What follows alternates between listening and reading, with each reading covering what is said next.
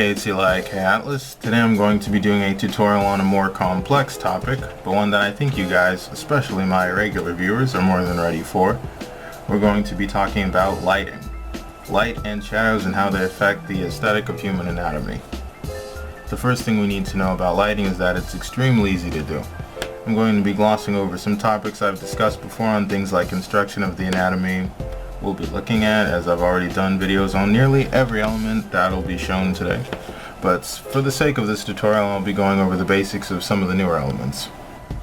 I'd say there are 4 main styles of lighting that you should master, those being overhead, which I call standard lighting, underhead lighting, backlighting, and dual lighting. The key to understanding these light sources when applying them to a face is to understand the planes of the face. There are several regions on the human face that specifically catch or deflect lighting. The forehead, the temples, eye sockets, nose and nasal bridge, cheeks, philtrum area, and chin. Right in the middle of these sections, a shape is created that has an official name which I can't remember, but I call it the shield of the face. Light can also hit this entire area in a unique way. So we'll take our guy here for example. We'll do a very basic version of overhead lighting, and for the sake of this tutorial I'll do very exaggerated heavy versions of the lightings for clarity. In a real situation where you need to do this, you can adjust the light intensity as required. This light is starting from the top down, so the top face of any surface of the planes of the face are illuminated while the undersides are darkened. We can leave the forehead empty, but can optionally fill in the temples. We'll do that here. We'll darken the eye sockets, drop shadows under the nose, fill in the cheeks, slight shadow under the chin and top lip, shadows on the neck.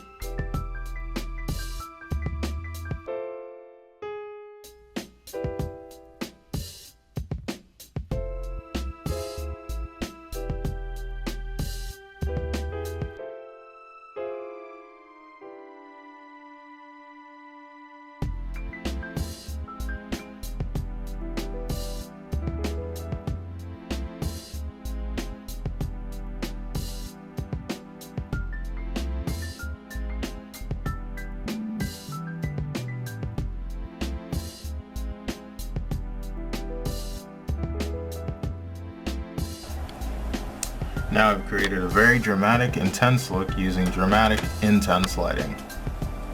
Now we'll do the same thing with the underhead lighting. Following the reverse rules, the undersides of all the planes are illuminated while the top sides are darkened. The outer plane of the forehead gets darker, the bridge of the nose, the bottom lip as opposed to the top lip, eyelids get shaded, chin gets a forming shadow, the philtrum area can get darker optionally. You have the choice here to darken the cheeks depending on the exact angle of light and how hard the light is. Otherwise you could leave it lit up since the lighting is coming more prominently from the bottom upwards.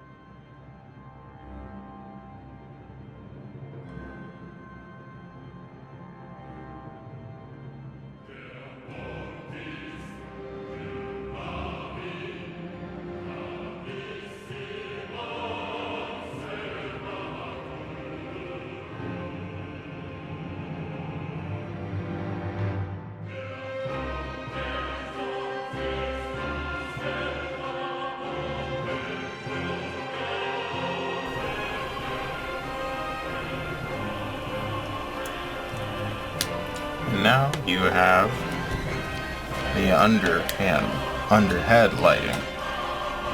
Quite simple. Depending on the angle of the light, exactly where it is under the face, you can do this, but then just kind of tweak at the angle of the lighting or the shadows to wherever you want them to be, but right now we're going from the bottom straight up. Backlighting might actually be the simplest of the entire group. Anything on the polar opposite side of the light source is darkened severely. That means most of the planes we can see will be hit with shadow.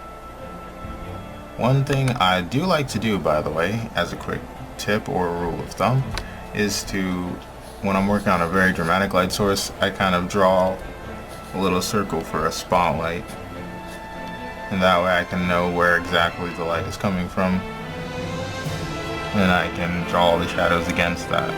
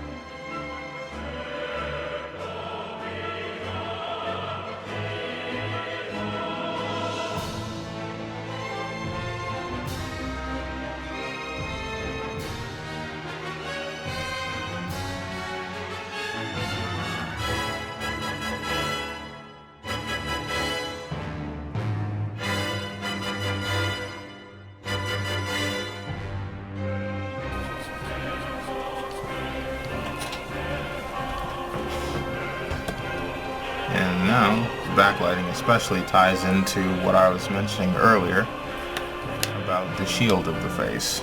Since the lighting is over here, nearly everything is going to be dipped in shadow on the front side of the face. You can have edges of the face poke out just for a more dramatic effect.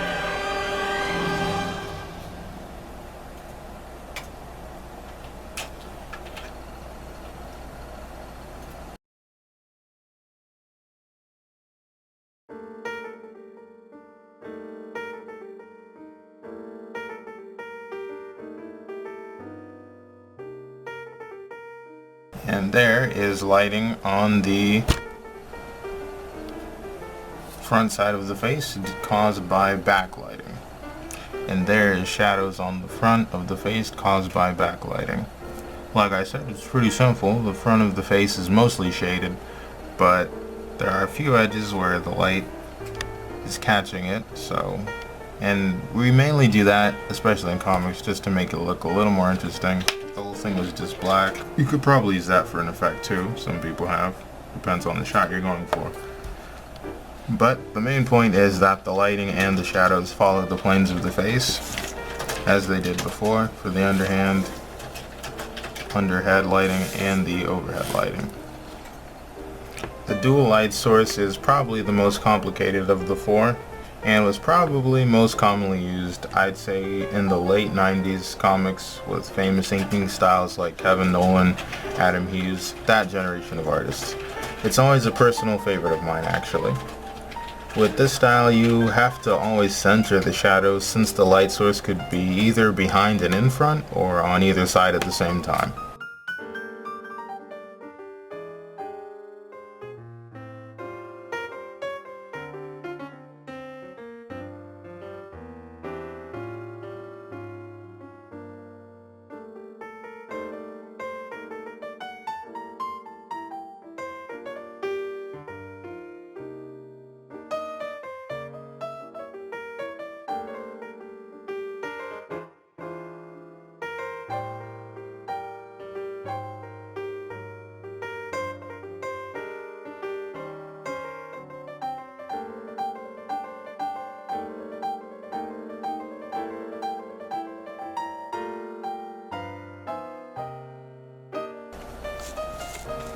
And for reference, our light sources are here at the top, spotlight, and right here, the bottom left, spotlight.